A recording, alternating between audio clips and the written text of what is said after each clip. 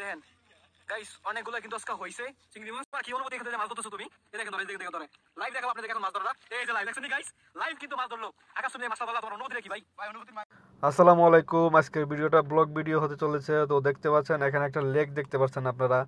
এই লেকে কিছুদিন আগে একটা ফেসবুকে ভিডিও দেখছেন যে সৌদি আরবে নাকি চিংড়ি মাছ ধরা যায়।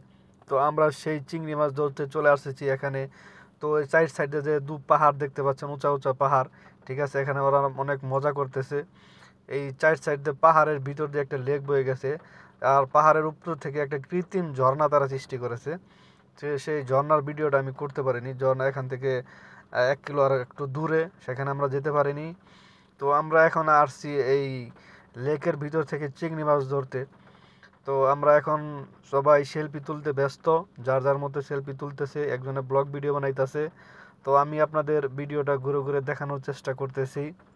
তো দেখতে পাচ্ছেন চার সাইডে অনেক উঁচা উঁচা পাহাড়, আর মাঝখান দিয়ে এটা হচ্ছে আপনার একটা লেক। এই লেকের ভিতরে আপনার চিংড়ি মাছ পাওয়া যায়, কিন্তু দুঃখের বিষয় হচ্ছে এখানে একটা চিংড়ি মাছও আমরা পাইনি।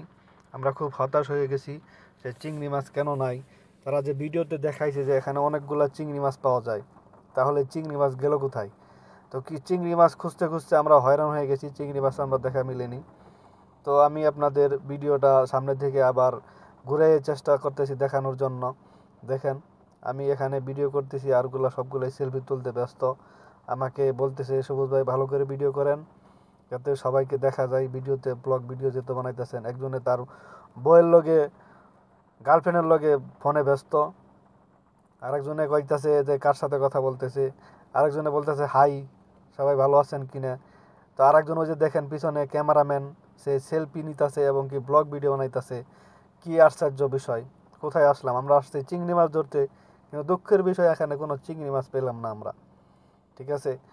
তো এখন আমি আপনাদের দেখাবো আমাদের পোলাপান কিছুক্ষণ পরে তারা ভলিবল খেলা শুরু করে দিবে রাস্তার সাইড দিয়ে। আমার গাড়ির ভিতরে একটা ফুটবল আছিল, সেই ফুটবল নিয়ে তারা ভলিবল খেলা শুরু করে দিবে। যেহেতু আমরা চিংড়ি মাছ পাইনি, কিছু তো একটা করতে হবে, তাই না? তো এখন যাচ্ছি রাস্তার দিকে, গাড়ির এখানে গাড়িটা লক করব। লক খুলে গাড়ির ভিতর থেকে বলটা বের করব।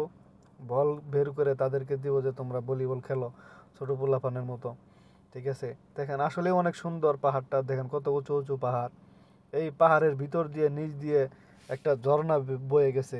সেই ঝর্ণার ভিতরে নাকি চিংড়ি মাছ পাওয়া যায়। আবারও বলতেছি খুব দুঃখের সাথে, কিন্তু চিংড়ি মাছের দেখা আমরা পেলাম না। এই যে দেখেন আমি বলটা বের করে দিছি তাদেরকে, তারা বল নিয়ে ভলিবল খেলা শুরু করে দিছে, কিন্তু একটাও ভলিবল খেলতে পারে না। এটা হচ্ছে দুঃখের বিষয়। দেখেন এটা হচ্ছে একটা দুঃখের বিষয়, তারা ভলিবল খেলতে পারতেছে না। অলরেডি সন্ধ্যা হয়ে গেছে, দেখেন আকাশটাও কেমন কেমন জানি মেঘলা মেঘলা ভাব, বৃষ্টি হবে সম্ভবত 2-1 দিনের ভিতরেই। তো দেখেন আমি জুম করে আপনাদের দেখাই, ওই যে দেখেন কত বড় একটা পাথর, পাথরের উপরে পাথর বসে আছে, কিন্তু পাথরটা পড়তেছে না। দেখেন কত সুন্দর পাহাড়। দেখেন এই যে তারা ভলিবল খেলতেছে, কিন্তু একটা বলও তারা ঠিক মতো একজনের কাছে আরেকজন থেকে পৌঁছাইতে পারে না। দেখেন এই যে দেখেন একজনে মারছে কই, আরেকজনের দিছে কই। দেখেন দেখেন কি দৌড় দেয়, কিন্তু ভলিবল তারা খেলতে পারতেছে না। অলরেডি তারা ভলিবল খেলা প্রায় শেষ করে দিছে। আমরা এখন চলে যাব রেস্টুরেন্টে। রেস্টুরেন্টে আমরা খাবো বাংলাদেশের ঝালমুড়ি। ওই যে দেখতে পাচ্ছেন একটা বড় ব্রিজ, ব্রিজটা অনেক উঁচা, আর ব্রিজের নিচ দিয়ে আমরা এখানে আসছি। আরেকজনে এই যে সেলফি তোলার লাগে ব্যস্ত, আমাদের মোটু ভাই। আমি আবারও সামনে ক্যামেরা দেখে ঘুরিয়ে দেখানোর চেষ্টা করছি তারা ভলিবল কিভাবে খেলতেছে। আসলে তারা কোনোভাবেই ভলিবল খেলতে পারতেছে না, ঠিক আছে। তো এখন আমরা চলে যাব রেস্টুরেন্টে। দেখুন রেস্টুরেন্টে এই যে দেখতে পাচ্ছেন, রেস্টুরেন্টে ঝালমুড়ি অর্ডার দেওয়া হয়েছে, সবাই মিলে ঝালমুড়ি খাইতেছি, ঠিক আছে। এই যে দেখেন তারা খাওয়া নিয়ে খুব ব্যস্ত, আর আমি ভিডিও নিয়ে খুব ব্যস্ত, যেহেতু আমি ব্লগ ভিডিও বানাইতেছি। তারা আমার সাথে এগিয়ে গেছে, ঠিক আছে। একজনে বলতেছে যে ঠিক আছে, মানে ঝালমুড়িটা খুব টেস্ট হয়েছে।